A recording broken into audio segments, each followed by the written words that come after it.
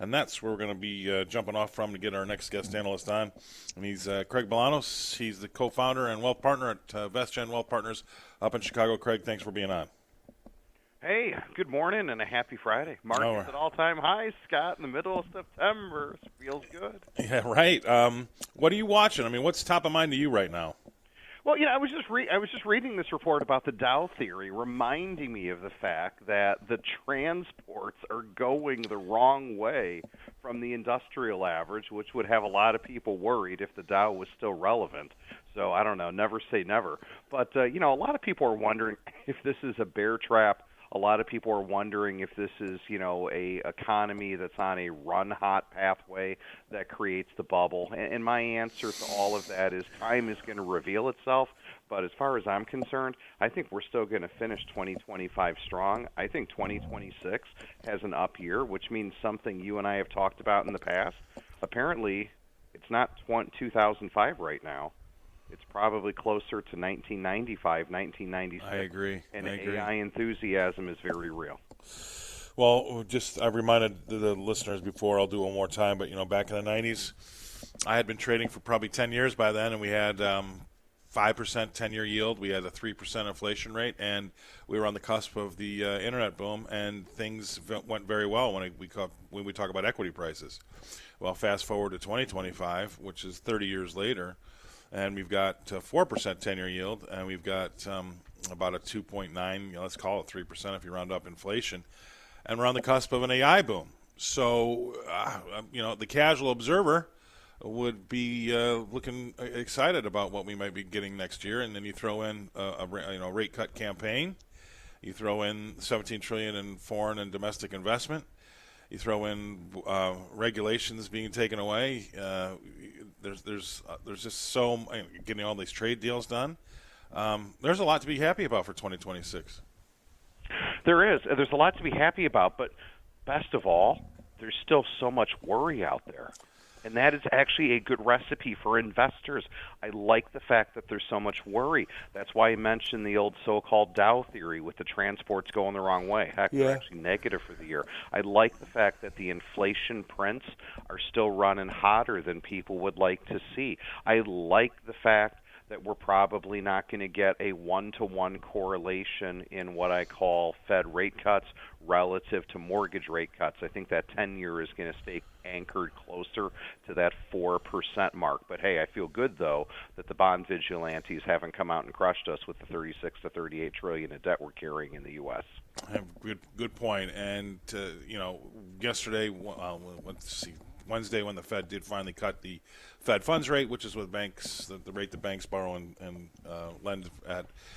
We worry about the 10-year yield because that's got everything to do with our mortgages, our credit cards, and our car loans. And that 10-year yield went from 4.02-ish at the time of the cut to 4.12. Now we settled back in, I think, around 4.10 as we went home. But that yield actually rose on the back of effect of a interest rate cut when it comes to the Fed funds, which that can happen, but it doesn't happen that often, does it?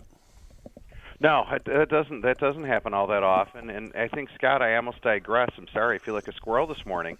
Are you upgrading to your iPhone 17? I mean, you're doing live radio right now, so you're obviously not standing in line for all the stores that opened up at 8 o'clock. But I don't get it. What do you think about that story? I don't get it.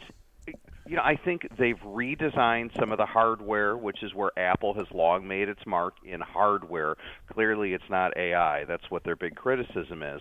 But, maybe it shows that Apple is not dead. I was watching this morning the opening of that New York store. I was watching everybody in line, and I got to tell you, the fanfare, at least for those that are diehard Apple users, there seems to be a lot more fanfare around this Apple launch than there was the previous several years.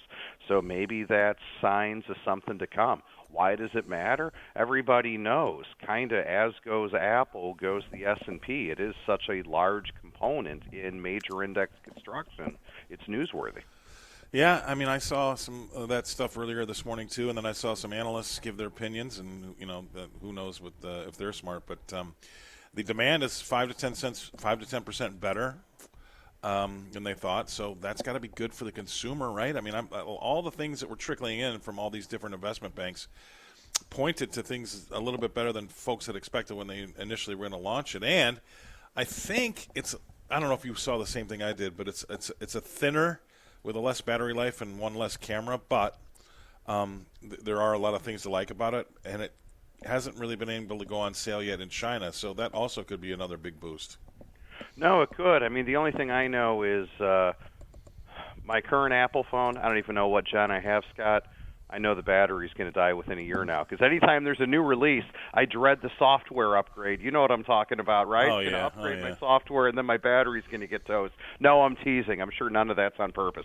But, to everybody listening, I really do hope, for as much enthusiasm they hear resonating in my voice, for this wonderful recipe we have going on. And please don't forget all the stimulus that's going to be trickling down through this economy, courtesy of the One Big Beautiful Bill Act, the no tax on overtime, no tax on tips. That's all going to be coming through people's paycheck, guaranteed by the time we get to October.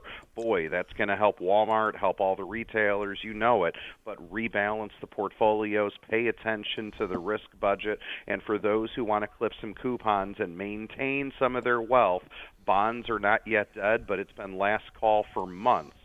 So lock in the interest rates before you miss out. Put those ladders on.